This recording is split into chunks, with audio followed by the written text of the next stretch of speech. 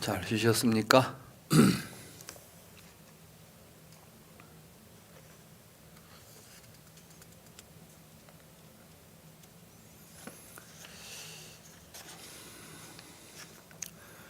이 세상에는 자아와 세계, 그러니까 나와 세계에 대한 갖가지 이론들이 있습니다. 그런데 이러한 이론들의 기본은 모두가 다 시간과 공간 속에 나와 세계가 개별적으로 따로 존재하고 있다는 것입니다.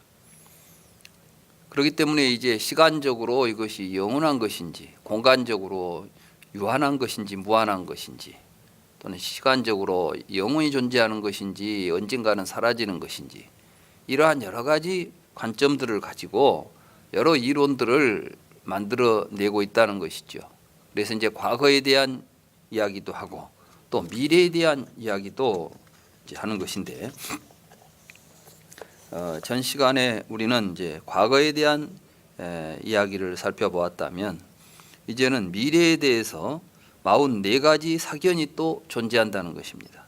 거기 54쪽에 보면 비구들이여 어떤 사문과 바라문들은 미래에 대하여 억측을 하는 자들로서 미래에 대하여 44가지로 여러 가지 허망한 이론들을 주장한다오.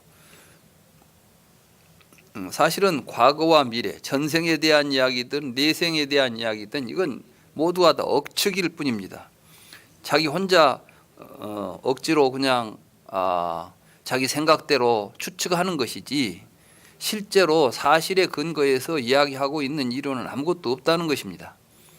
과거에 전생에 내가 몇 생을 봤다고 하는 이야기든 또는 내세가 어떻게 된다는 이야기든 다 억측이죠. 그런데 우리는 마치 그것을 자기가 삼매에 들어가서 본 것이니까 진실이랄지, 또는 자기가 논리적으로 사유했으니까 진실이랄지, 이런 여러 가지 이야기 주장들을 하고 있지만 이것은 근본적으로 나와 세계에 대한 이해가 잘못되어 있기 때문인 것입니다. 좀 더 근본적으로 이제 이런 내용들이 왜 잘못되어 있는가 하는 이야기를 좀 해보자면, 사실은 나와 세계는 분리될 수가 없습니다. 우리는 이 세상이 어디서 딴 곳에 있다 오는 것이 아닙니다. 우리들은 몸이라고 하는 것은 이 세상에 있는 모든 존재들과 서로 연기하고 있습니다. 사실 서로 같이 이렇게 관계를 맺고 있다는 것이죠.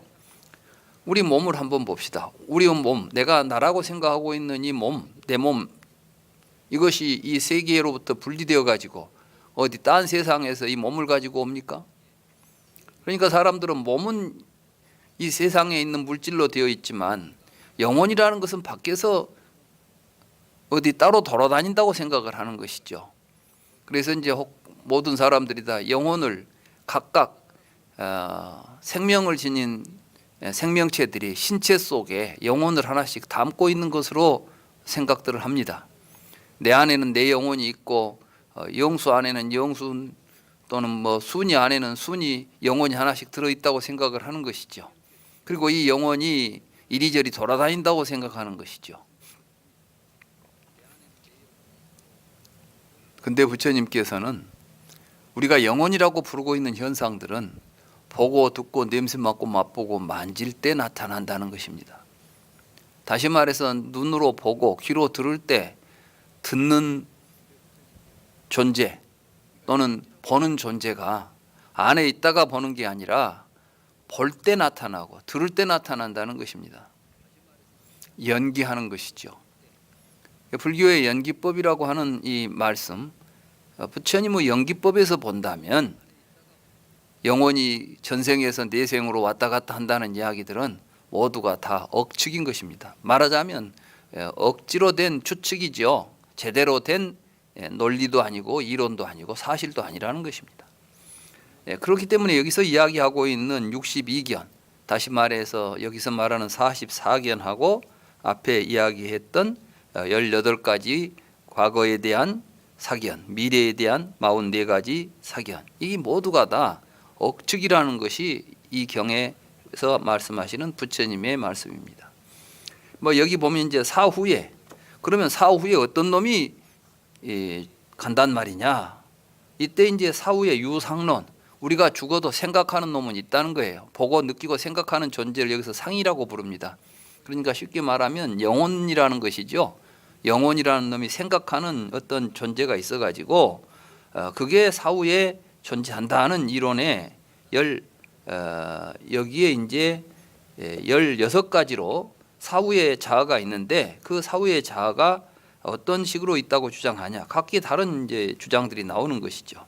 첫째 보면은 사후에는 상이 있고 병이 없는 신체가 있는 자아가 있다. 그러니까 내가 죽으면은 이 상이, 근데 이 이제 죽은 뒤에는 이 병이 없다는 것은 이제 병들지 않는 그러한 신체가 있는 형태를 가지고 있는 자아가 있다.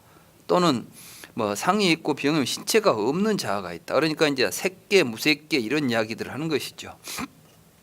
또 뭐 유한하다, 무한하다 등등 여러 가지 이제 자아에 대한 이런 논의들이 있는데, 만약에 자아가 있다고 한다면 그 자아에 대한 이러한 여러 가지 가능성 가운데 어느 하나가 진정한 자아일 수가 있겠죠. 그러나 부처님께서 깨달은 바에 의하면은 연기하고 있을 뿐 자아는 없다는 것입니다. 아트만적인 놈은 없다는 것이죠. 이게 무아설이죠. 그러니까 불교 무아설은 연기설과 연결되어 있고, 무아설의 입장에서 본다면 이러한 이론들은 쓸데없는 허망한 억측들에 지나지 않는다는 것입니다. 그런가 하면 또 이제 사후에는 상이 없다. 말하자면 뭐 자아가 상이 없는 자아가 있다. 또는 비유상, 비무상, 이게 이제 이러한 이야기들은 사실은 이제 색계와 무색계에서 보면 유상천, 무상천, 비유상, 비무상천 이러한 이제 천 개념과도 연결되어 가지고 그 천상에서 실제로 그러한 상을 지닌 존재가 우리가 죽은 뒤에 그러한 세계가 실제한다, 이런 생각을 갖게 되는 것들을 여기서 전부 지금 비판하고 있는 것입니다. 그래서 이제 미래에 우리들이 죽으면 그 죽은 뒤에 우리는 이러한 세계에 가서 태어나고 이러한 존재가 된다, 이런 이야기들이죠. 예를 들면 기독교인들이 죽은 뒤에 천당에 가는데 어떤 사람들은 육체를 가지고 간다고 주장하는 사람도 있습니다. 그런 사람들은 이제 휴거를 주장하는 사람들이죠. 그래서 무덤이 열리고 무덤 속에 있던 시체들이 다 다시 살아나 가지고 하나님의 영접을 받는다, 뭐 이런 이제 이야기를 하는가 하면, 또 어떤 사람들은 썩은 육신은 다 흙에서 온 것은 흙으로 돌아가고 오직 성스러운 성령만이 하나님에게로 돌아간다, 이렇게 말하면 이제 몸은 없이 그냥 영혼만 존재한다 할지, 뭐 이런 각가지 내세관이 존재하는데 여기서는 그것이 구체적으로 무엇인가 따져볼 필요도 없고, 아무튼 각가지로 주장하는 내세에 대한 어떤 자아에 대한 관념들은 다 같이 허망한 억측일 뿐이다. 부처님의 말씀은 이제 이런 내용이라는 것을 이해하시면 되겠습니다. 그런가 하면 이제 단멸론자들이 있다. 단멸론자들은 뭐냐면 죽으면 그만이다는 이제 생각이 있다는 것이죠. 간혹 제가 불교는 무아설이고 윤회설을 부처님께서는 윤회를 가르치지 않았다, 불교는 윤회설이 아니다, 이런 이제 이야기를 하니까 저보고 그러면 단멸한다는 것이냐, 죽으면 끝나고 없어져 버린다는 것이냐, 이제 단멸론으로 저를 이제 제 이야기를 단멸론으로 이해하시는 분들이 있습니다. 단멸론은 뭐가 있어야 단멸론이 되냐면, 그것도 죽기 전에는 자아가 있어야 있던 자아가 더 이상 없게 되는 것을 단멸이라고 말하죠. 그런데 불교의 영기설에서 보면 우리의 삶이라고 하는 것은 사실은 영속할 존재도 없고 단멸할 존재도 아닌 것입니다. 우리의 삶은 사실 지금 이 자리에서 일어나고 있는 나의 삶은 역사적으로 본다면 온 우주와 함께하고 있는 삶입니다. 내 몸을 이루고 있는 것들은 다 전 우주와 함께 연기하고 있는 것입니다. 그것이 어디에서 일어나고 있냐면 지금 여기에서 일어나고 있는 것이지, 과거에 있었던 몸이 지금은 몸은 아닌 것이고, 이 몸이 미래에 갈 몸도 아니지만 나는 내일 아침에 다시 눈을 뜨게 되면 또 그런 모든 지금 현존하고 있는 모든 존재들과 연기 속에서 삶이 전개되고 있을 것입니다. 그런 의미에서 우리들은 시간과 공간이라고 하는 틀 속에 어떤 신체적인 것 또는 정신적인 어떤 존재들이 실제한다는 생각을 가지고 세상을 보려고 할 때 나타나는 모든 문제들을 부처님은 여기서 지금 말씀하시는 가운데 단멸론도 그 가운데 하나라고 말씀하시는 것입니다. 그러니까 불교는 단멸을 떠나서 중도를 이야기하고 있습니다. 중도는 연기를 이야기하는 것이고, 지금 제가 이런 이야기를 이제 하는 것을 듣고 이 자리에서 처음 듣는 분들이 다 이해하시리라고는 생각하지 않습니다. 이건 너무나 이제 도리가 심오하기 때문에 한번 이야기를 듣고 금방 알 수 있는 이야기는 절대 아닙니다. 이건 이제 더 깊은 생각, 많은 공부를 통해서 우리가 스스로 터득하고 깨우쳐야 될 내용입니다. 이게 불교입니다. 오늘 처음 제 강의를 듣는 분들은 불교가 매우 심오해서 오늘 하루 내 이야기를 들어서 다 할 수 있는 이야기는 아니겠구나 하는 정도로 이해하시고, 다만 불교는 상주론도 아니고 단멸론도 아니다. 우리는 지금 우리의 생각에는 상주론 아니면 단멸론인데 부처님은 상주론도 아니고 단멸론도 아니라고 했으니 이 도리는 무엇인가? 이걸 우리가 이제 깨우쳐야 되는 것입니다. 지금 이 경에서는 그 이야기를 하고 있는 것입니다. 불교는 다른 종교처럼 그렇게 억측을 가지고 누구나 쉽게 들으면 알 수 있는 이야기를 하고 있지 않습니다. 세상은 하나님이 만들었는지 안 만들었는지 알 수 없지만 하나님이 만들었다는 이야기를 못 알아듣지는 않지요. 사실인지 아닌지는 모르지만 말로 표현하는 걸 우리가 이해하기는 쉽지요. 그렇지만 불교는 진실을 우리에게 이야기해 줄 때 그 진실을 이야기하는 말씀이 우리들이 이해하기 어렵다는 것입니다. 왜냐하면 우리가 진실로부터 너무 멀리 멀어져 있어 가지고 진실을 볼 수 있는 지혜가 없기 때문입니다. 그래서 우리는 불교 공부를 통해서 그러한 진실을 꿰뚫어 볼 수 있는 지혜, 반야를 우리가 개발하고 수행을 통해서 그러한 반야를 성취하는 것, 이게 이제 불교의 핵심이다 이렇게 말할 수가 있겠습니다. 우리는 그걸 위해서 지금 공부하는 것이고 오늘은 이제 출발입니다. 오늘 이 자리에서 모든 게 다 이해되고 다 알 수 있다고 한다면 오직 좋겠습니까마는 그렇게 쉽게 되는 것이 아니기 때문에 지속적으로 오랫동안 이러한 걸 화두로 삼아서 우리는 영원히 사는 존재도 아니고 그렇다고 해서 죽어 없어지는 존재도 아니다면 도대체 나는 무엇인가? 이 세계란 무엇인가? 이러한 것들을 이게 화두입니다. 사실은 그 중국의 선종에서만 화두가 있는 게 아니라 제가 불교 공부하면서 느꼈던 것은 초기 경전에 나오는 이러한 경전 하나하나가 저에게는 처음에는 전혀 납득이 안 되고 이게 도대체 무슨 도리인가를 깊이 생각하지 않으면 도저히 접근할 수 없는 화두 같은 것이었습니다. 뭐 꼭 조사들의 어록에만 나오는 것이 화두가 아니라 부처님의 말씀 자체가 우리가 잘 살펴보면 그 자체로서 화두가 되어 있는 것입니다. 아무튼 이러한 단멸론에 대해서도 여러 가지 또 단멸론에 대한 주장도 여러 가지 주장이 있을 수 있다는 것이죠. 근데 아무튼 이제 이러한 여러 가지 이야기들은 또 열반에 대한 이론도 이제 다양한 열반의 이론이 있다. 그러니까 우리가 열반을 이야기하지만 열반이라는 말이 다 동일한 의미로 이제 쓰이고 있는 건 아니죠. 우리 한번 여기 보면 이제 65쪽에 보면 현세 열반론이라는 게 나옵니다. 비구들이 어떤 사문과 바라문들은 현세 열반론자들로서, 현세 열반이라는 것은 열반을 현세, 지금 현재의 열반에 들 수 있다는 이야기입니다. 중생의 최상의 현세 열반을 5가지로 주장한다. 그 사문과 바라문 존자들은 무엇 때문에 어떤 근거에서 중생의 최상의 현세 열반을 5가지로 주장하는가? 어떤 사문이나 바라문은 이런 견해를 가지고 이렇게 말한다. 존자여 이 자아는 5가지 감각적 쾌락의 대상을 소유하고 구족하여 즐긴다오. 존자여 이 자아는 이런 식으로 최상의 현세 열반을 성취한다오.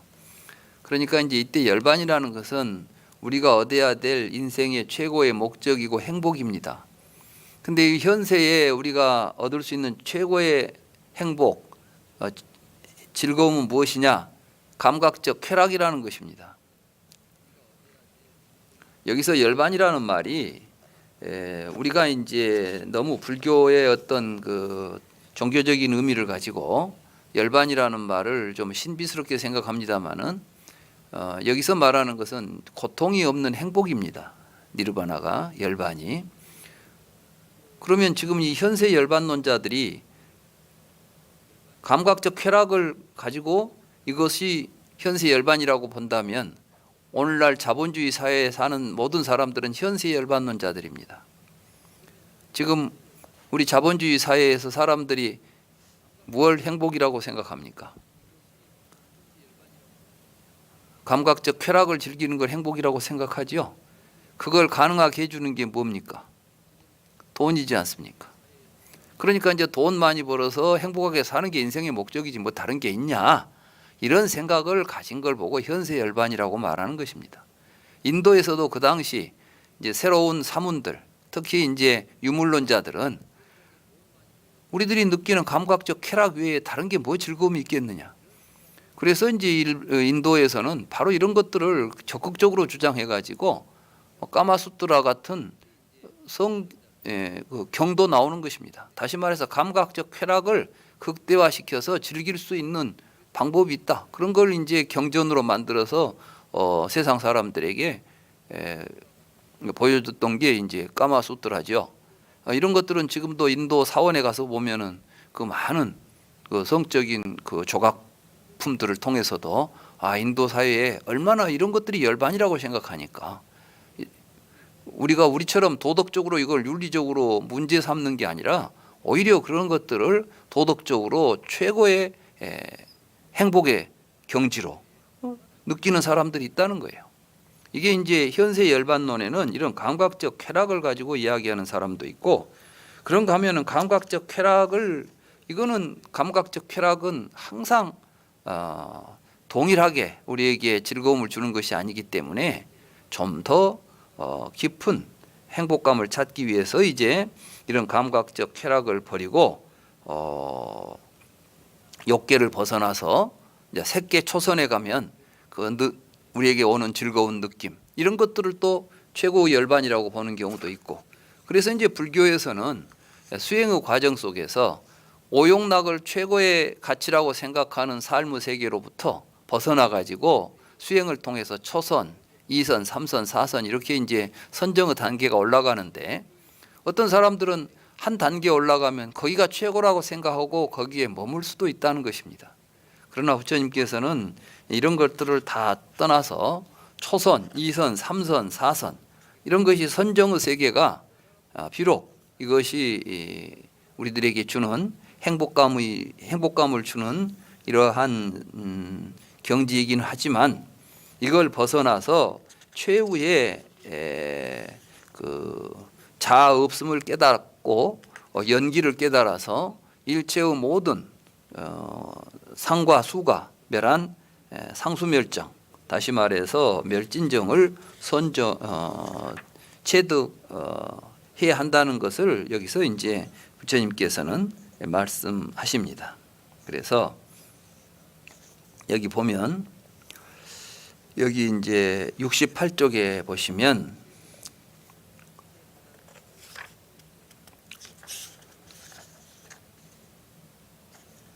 거기 이제 3-27에 보면 비구들이여 이들이 미래에 대하여 억측하는 자들로서 미래에 대하여 44가지로 여러 가지 허망한 이론들을 주장하는 사문과 바라문들이라오. 비구들이여 미래에 대하여 억측을 하는 자들로서 미래에 대하여 여러 가지 허망한 이론들을 주장하는 사문이나 바라문들은 누구든 모두 이 44가지나 그들 가운데 어느 한 가지를 가지고 하나를 가지고 주장할 뿐 그 밖에 다른 것은 없다오. 비구들이여, 열에는 이들 견해의 근거는 어떻게 이해된 것인지, 어떻게 취해진 것인지, 어디로 가는 것인지, 미래에 어떻게 될 것인지를 분명하게 안다오. 열에는 그것을 알 뿐만 아니라 그보다 더 수승한 것을 알지만 그 지식을 집착하지 않으며 집착이 없이 스스로 정멸에 이르렀음을 안다오. 비구들이여, 열에는 감정의 일어남과 사라짐, 그것이 주는 즐거움과 재앙, 그것으로부터의 벗어남을 여실하게 알아서 집착하지 않고 해탈했다오. 비구들이여, 이것이 현자만이 알 수 있는 심오하고 보기 어렵고 깨닫기 어렵고 고요하고 사변을 벗어난 미묘하고 훌륭한 진리라오. 열에는 그것을 스스로 이해하고 체험하여 가르치나니 사람들은 그것으로 열애의 진면목을 바르게 찬탄해야 할 것이오. 우리 중생들이 일으키고 있는 모든 사견에 대해서 부처님은 정확하게 이해하고 있고, 이런 모든 사견이 무엇 때문에 일어나느냐? 우리들의 감정, 느낌 때문에 일어나고 있습니다. 그래서 이러한 느낌들이 일어나고 사라지는 것들, 다시 말해서 이것들이 어떻게 연기하고 있는지를 부처님은 정확하게 보고 깨달아서 알 수 있다. 이러한 연기를 알고 보고 가르치고 있는 이걸 우리는 통해서 부처님의 진면목을 봐야 할 것이다. 이게 부처님은 윤리적으로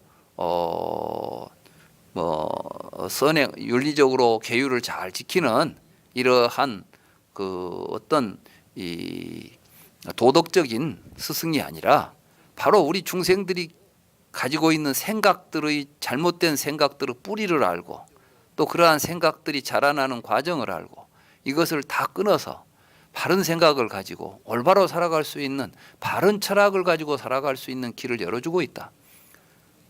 다른 말로 말하면 부처님께서는 스스로 나야말로 진정한 철학자다, 이런 이야기를 하고 있는 것이지, 나는 철학이나 뭐 이런 것들은 관심이 없고 그냥 도덕을 실천하는 도덕 수행자다, 이런 이야기를 하고 있지 않다는 것입니다.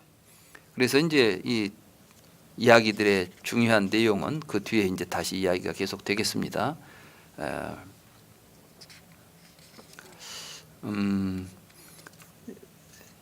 이제 같은 이야기들이 또 반복되고 있습니다만은 70쪽으로 넘어가면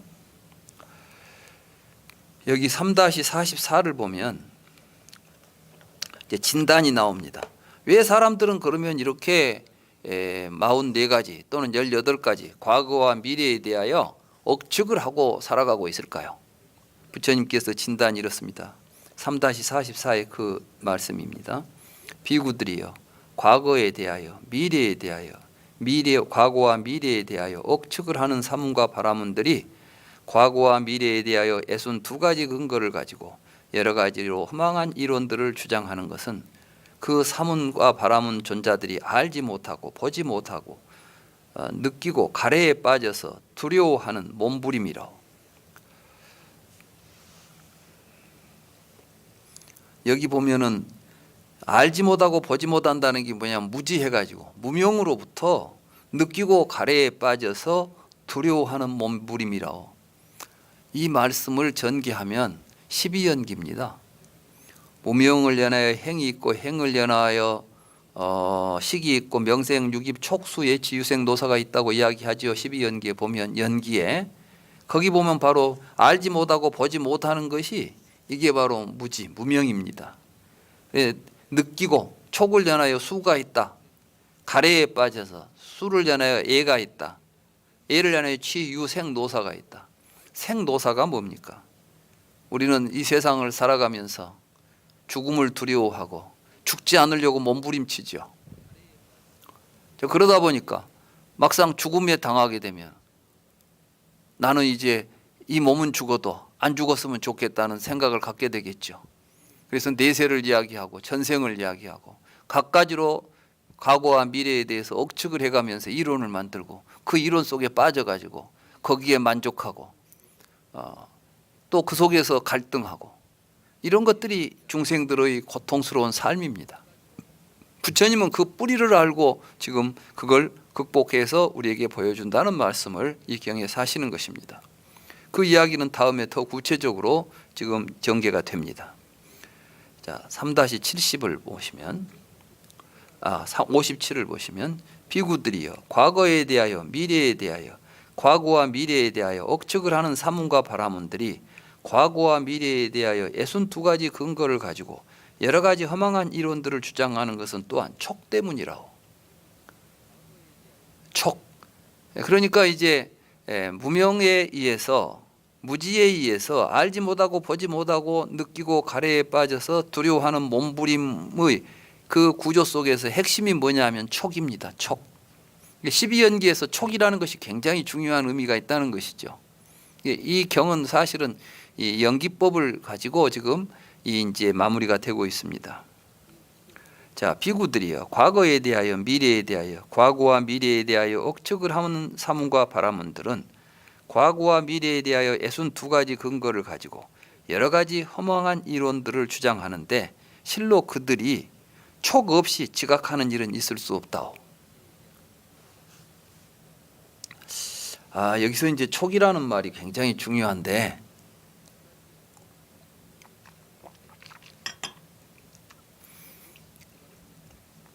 지금부터 좀 생각해 봅시다. 촉 없이 지각하는 일은 있을 수 없다. 근데 좀 이상합니다. 왜냐하면은 우리는 촉이라는 걸 이제 일반적으로 지금 불교를 공부하시는 분들이 어떻게 이해하고 있냐면 육근과 육경이 이제 만나는 게 촉이죠. 육근으로 육경을 보는 게 촉이죠. 눈으로 색을 보는 게 촉입니다. 그러니까 사실은 이제 이런 입장에서 보면 촉은 지각하고 같은 거죠. 내가 뭘 본다는 것이 촉이니까. 접촉이라고 우리가 보통 말하지 않습니까? 근데 여기서는 촉 없이는 지각이 있을 수 없다 이렇게 말하고 있죠. 촉. 근데 사실 이제 부처님께서 이 촉을 굉장히 여러 가지로 설명을 하셨어요. 촉에 대해서. 우리는 지금 우리 나름대로 촉이라는 단어만 가지고 접촉이다라고 그냥 간단하게 이해할 수 있는 개념이 아닙니다. 이 촉이라는 단어가. 이 촉은 이제 파사라고 하는 건데 파사라는 건 서로 이제 이렇게 부딪히는 거죠. 접촉인데 얼른 생각해 보면 내가 눈으로 밖에 있는 어떤 대상을 보는 게 접촉이구나 이렇게. 그래서 근과 경이 만나는 것이구나 이렇게 생각한 게 이제 아비달마에서는 그런 식으로 생각을 했어요. 그런데 실제로 이제 촉이 경전 속에서 부처님은 삼사화합이 촉이다 이렇게 말씀하셨어요. 삼사화합이 촉이라는 것은 무엇이냐? 안과 색, 말하자면 이런 보는 주관, 이 어떤 대상을 통해서 이제 인지작용을 할 때 식이 발생한다는 거예요. 그러니까 이제 안과 색을 연하여 안식이 발생한다. 이 식이 발생한 상태에서 삼사가 화합하는 것이 촉이다 그랬어요. 그러니까 촉이라고 하는 것은 단순히 공간 속에서 우리의 어떤 시각 기능과 시각 대상이 서로 이렇게 접촉하는 걸 의미하는 것이 아니라 사실은 식이 발생해 가지고 의식 안에서 일어나는 사건을 지금 이야기하고 있어요. 이 촉이라는 말은 의식 안에서 일어나는 것. 그러니까 이 말은 달로 말하면 촉을 연하여 모든 지각이 일어난다는 말은 다른 말로 또 좀 표현한다면 이게 바로 일체 유심조라는 말이나 다를 바가 없는 말인데 그러면 그 예를 들어서 여기 죽비가 있습니다. 자, 여러분들이 이 죽비를 본다. 여러분들이 이걸 보니까 이게 뭐죠? 죽비죠? 네, 죽비를 보고 있지 않습니까? 정말 여러분들이 밖에 있는 죽비를 보고 있을까요?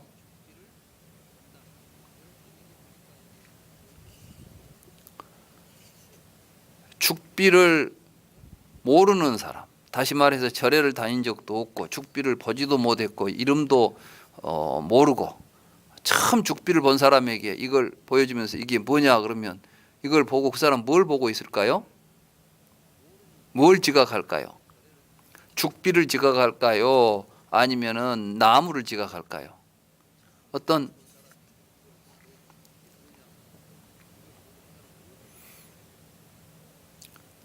식이라는 것은 분별하는 분별 작용인데, 그러면 이 식이 또 뭐냐? 부처님께서 이제 식을 또 설명을 하셨어요. 식.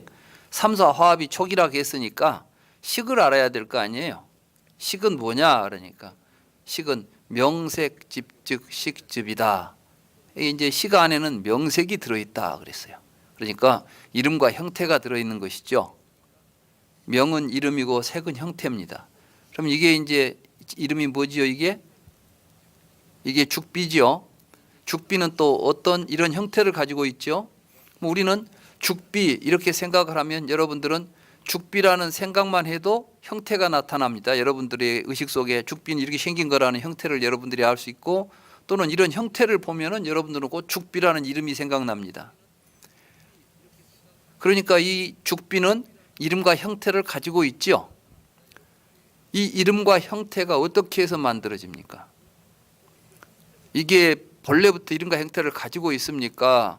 우리가 죽비로 이것을 참선하거나, 그때 불교에서 이제 우리 절에서 이것을 어떤 용도로 사용하기 위해서 죽비라는 이름을 붙이고 죽비라는 용도로 사용하고 했을 때, 우리는 죽비라는 이름과 형태가 우리 의식 속에 모이게 됩니다.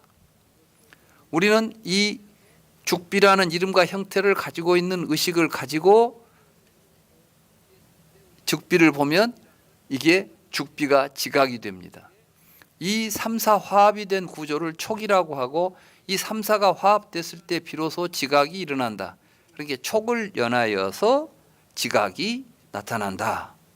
촉 없이는 지각이 없다. 이런 이야기예요.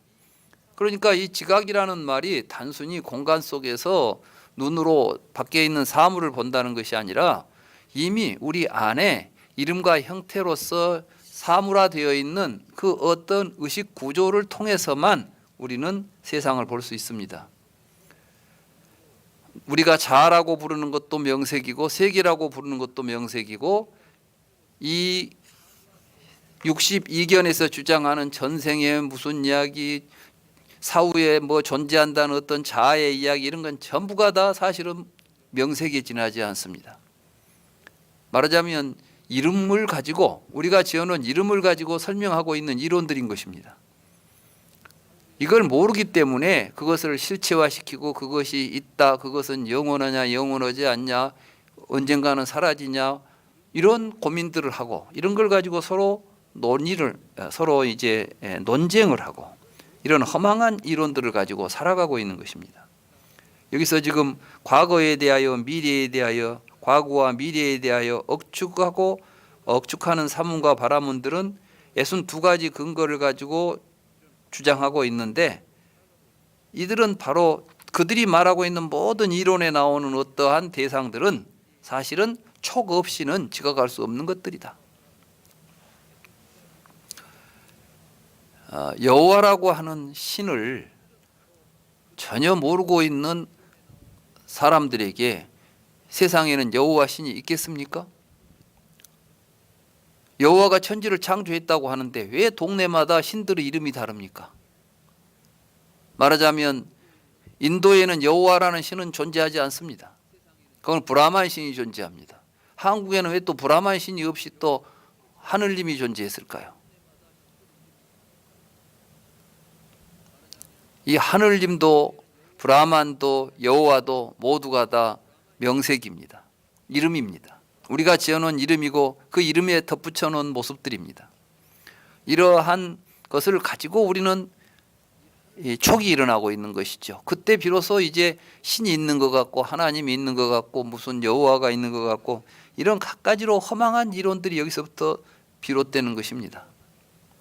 사실은 불교는 이러한 허망한 생각들이 어떻게 일어나는지를 알아가지고 허망한 생각을 끊어가는 것이 불교입니다.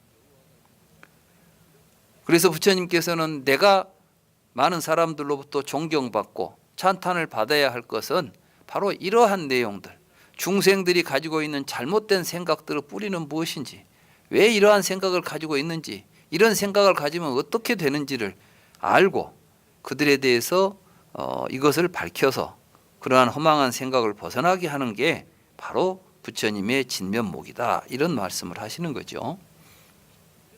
비구들이여 상주론자인 사문이나 바라문들이 네 가지로 자아와 세계는 상주한다고 주장하는 것은 또는 과거에 대하여 미래에 대하여 과거와 미래에 대하여 억측하는 사문과 바라문들이 과거와 미래에 대하여 62가지 근거를 가지고 여러 가지 허망한 이론들을 주장하는 것은 모두 육촉입처로 거듭 접촉하여 지각한 것이라고.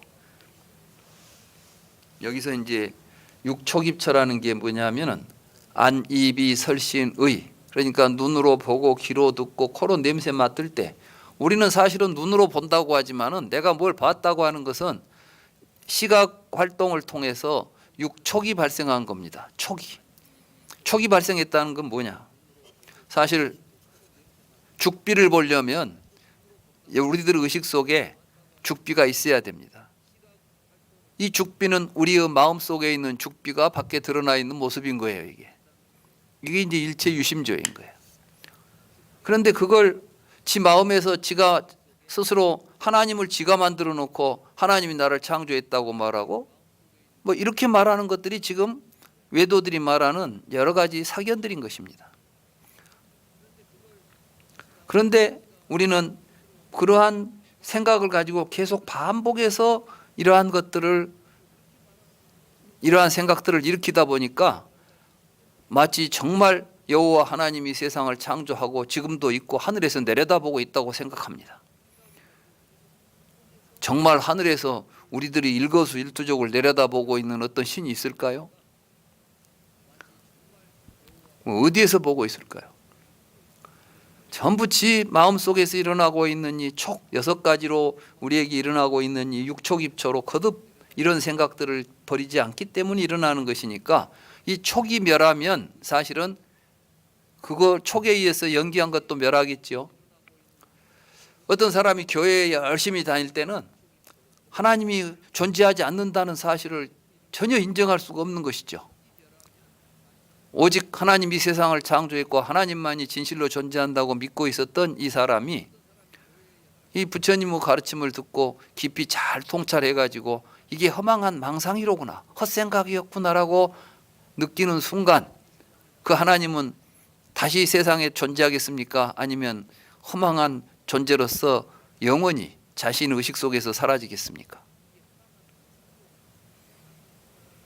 우리 주변에 이제 교회 다니다가 또 절에 와서 불교 공부를 하시는 분들이 있습니다. 아마 그분들은 이제는 더 이상 신이 세상을 창조했다고 말하지도 않고 내가 왜 그런 헛된 생각을 하고 있었을까라고 사실은 옛날을 생각해 보면서 좀 쓴웃음을 지을 수도 있는 것이죠. 우리들이 뭔가 실제한다고 생각하는 것들은 모두가 다 같이 촉입처에서 이 촉입처가 그치지 않고 계속해서 반복적으로 일어나고 있는 것, 촉입처로 거듭 접촉하기 때문에 나타나는 현상들입니다. 그들에게 수로 인하여 애가, 애로 인하여 취가, 취로 인하여 유가, 유로 인하여 생이, 생으로 인하여 노사, 우비, 고뇌가 생긴다. 비구들이여, 비구가 육촉입처의 집과 그것의 소멸, 그것이 주는 즐거움과 재앙, 그것으로부터 벗어남을 여실하게 안다면 이 비구는 이 모든 것보다 수승한 것을 아는 것이라오. 아까 이 모든 주장들은 다 촉을 근거로 해서 나온 것이다. 촉 때문에 이러한 허망한 생각들이 나온다는 이야기를 했지 않습니까? 그 이야기를 이어서 지금 부처님께서는 바로 이 육촉입처로 거듭 접촉해 가지고 지각한 것들이 지금 중생들이 주장하는 여러 가지 외도들이 주장하는 허망한 망상들이다. 그러면서 지금 연기법을 이야기하고 있죠. 촉, 수, 애, 취, 유, 생, 노사. 그 앞부분은 이미 전에 여기서 부처님이 하고 있습니다. 왜 이러한 일들이 계속 일어납니까? 무지하기 때문에. 이러한 사실을 알지 못하기 때문에 계속해서 이러한 짓을 합니다. 이걸 안다면 우리는 이러한 육촉입처로부터 전개되고 있는 수, 예, 취, 유생, 노사를 멈출 수가 있습니다. 그래서 이제 부처님께서는 연기법을 말씀하시면서 항상 환멸문을 우리에게 보여줍니다. 정견을 가지면 무지가 사라지고, 무지가 사라지게 되면 바른 생각을 가지고 살아가게 되고, 바른 생각을 가지고 살아가게 되면 유깁처가 멸하고 수예취 유생 노사가 멸한다. 노사가 멸한 자리에 어떻게 전생 내생 이야기가 나오겠습니까? 과거에 대한 이야기, 미래에 대한 이야기, 전생에 대한 이야기, 내생에 대한 이야기, 이런 모든 이야기들은 무지한 중생들이 그 알지 못하고 보지 못하기 때문에 가래에 빠져가지고 두려워서 몸부림치는 것입니다. 죽으면 어찌 될까? 살아서는 죽기가 두렵고, 죽음에 당해서는 죽은 뒤의 세계가 두렵고, 이건 모두가 다 자기에 대한 집착이 있기 때문입니다. 나라고 하는 것을 집착하고 있기 때문에 그런 것입니다. 사실은 나라고 하는 실체가 있지 않음에도 불구하고 나라는 것을 붙잡고 있으니까, 허망한 헛개비를 붙잡고 있으니 얼마나 불안하겠습니까?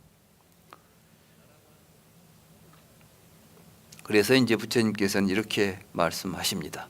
비구들이여, 과거에 대하여 미래에 대하여, 과거와 미래에 대하여 억측을 하는 사문과 바라문들은 누구든 모두 62가지 그물 속에 들어가 여기에 의지하여 무리로 올라오거나 여기에 걸려 무리로 올라올 것이요.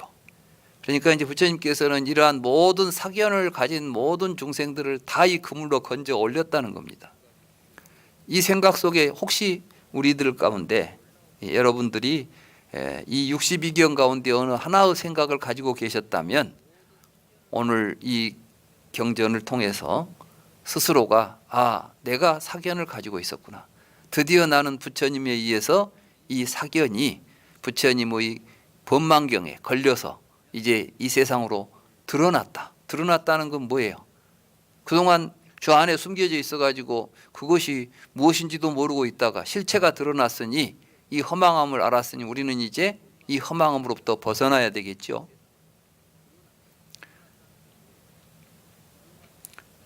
비구들이여, 비유하면 능숙한 어부나 어부의 제자가 촘촘한 그물을 작은 연못에 쳐놓고 이렇게 생각하는 것과 같소. 이 작은 연못에 있는 많은 생물들은 어떤 것이건 모두 그물 속에 들어가 여기에 의지하여 무리로 올라오거나 여기에 걸려 무리로 올라올 것이다. 비구들이여, 실로 이와 같이 과거에 대하여 미래에 대하여, 과거와 미래에 대하여 억측을 하는 사문과 바라문들은 누구든 모두 62가지 그물 속에 들어가 여기에 의지하여 무리로 올라오거나 여기에 걸려 무리로 올라올 것이요. 비구들이여, 열애의 몸은 존재로 이끄는 고삐가 끊어졌다.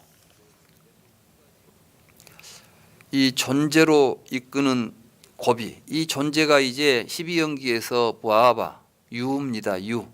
그러니까 애취 유생 노사 할 때 이 존재로 이끄는 고삐가 끊어졌다는 것은 뭐이냐면 육촉입자가 멸하고 애취가 멸해서 이제 더 이상 나라고 하는 존재라는 자기 존재에 대한 집착이 끊어졌다, 이런 말씀입니다. 그래서 머무는 동안은 신과 인간들이 그 몸을 볼 수 있지만 수명이 다한 후에 몸이 무너지면 신과 인간들은 보지 못한다. 그러니까 이제 열애의 진면목은, 열애는 이 몸을 가지고 지금 서가모니 부처님이 이런 모습을 가지고 있었다는 것, 우리가 이렇게 서가모니 부처님이 열애라고 우리가 볼 수 있지만 실제로 열애의 진면목은 존재가 아니다.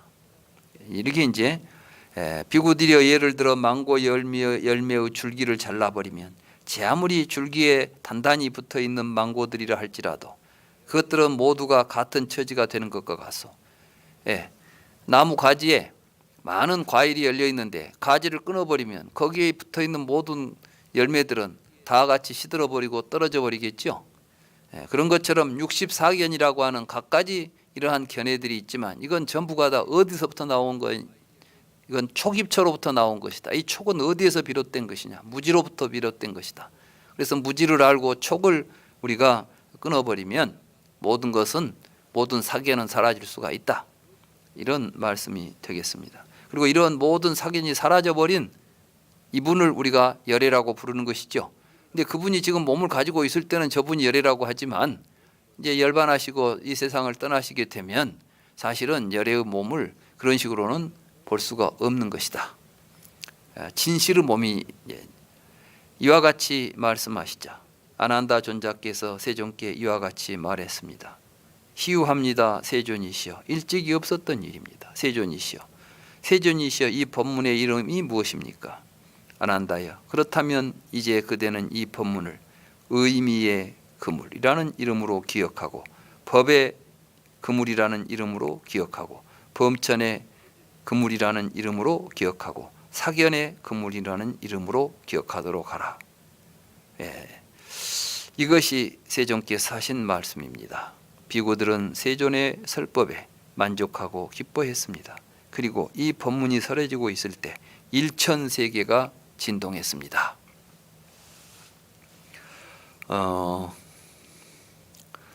오늘 우리는 이제 부처님께서 부처님의 진면목은 뭐냐? 중생들이 가지고 있는 잘못된 철학, 잘못된 세계관, 잘못된 견해를 왜 이런 견해를 가지고 있는지를 다 밝혀서 그것을 끊어 없애서 바른 견해를 가지고 바르게 살도록 길을 열어줬다는 것입니다.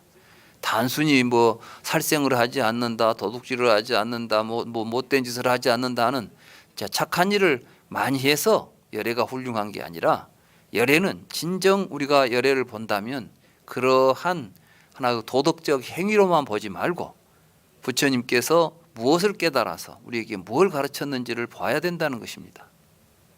우리는 그런데 이러한 부처님에 대한 이해를 잘못하게 되면 사실은 불교를 공부하면서도 불교와 멀어질 수가 있습니다. 여기 62경 가운데 여러분은 스스로 나는 어떤 잘못된 생각을 가지고 있는지 이것을 오늘 이 경을 통해서 잘 분별하시고 이 그물에 걸러서 그 잘못된 사견을 모두 털어내도록 해야 할 것입니다.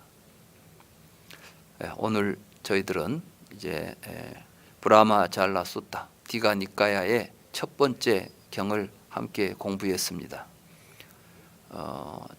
모두에도 말씀드렸습니다마는 불교의 핵심은 정견입니다. 정견을 얻기 위해서는 사견을 걷어내야 됩니다. 파사현정이라고 하지 않습니까? 이 브라마잘라 숫타는 그야말로 파사현정을 지금 하고 있는 것입니다. 삿된 것이 무엇인지, 우리가 잘못된 생각이 무엇인지, 그 원인은 무엇인지, 그 원인을 밝혀놓은 게 이제 연기법이죠. 촉수, 애취, 유생, 노사를 고통, 이 고통 속에 있으면서 이 고통의 근본을 모르기 때문에 몸부림치면서 갖가지 허망한 이론을 만들어 놓고 또 그 허망한 이론 속에 갇혀가지고 또 고뇌와 어떤 그 고통 속에 헤어날 줄 모르는 것이 중생들입니다. 불교는 바로 그러한 고통 속에 있는 중생들을 바르게 고통으로부터 벗어나도록 길을 열어주고 있는 것입니다.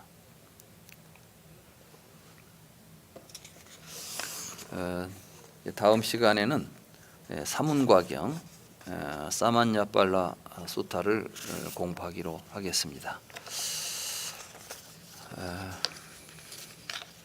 강의를 마치기 전에 이제 다 같이 또 발언을 하는 발언문을 같이 봉독하겠습니다.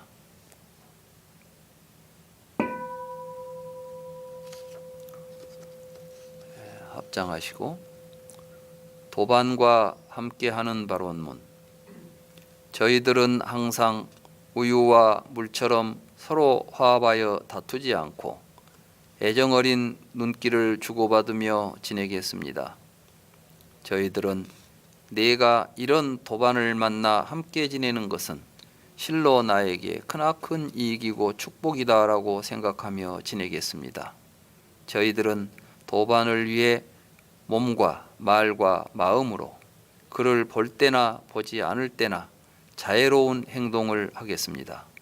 저희들은 자신의 생각을 내려놓고 도반의 생각을 따르겠습니다.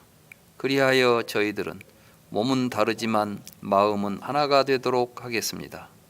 저희들은 게으름을 피우지 않고 열심히 정진하겠습니다.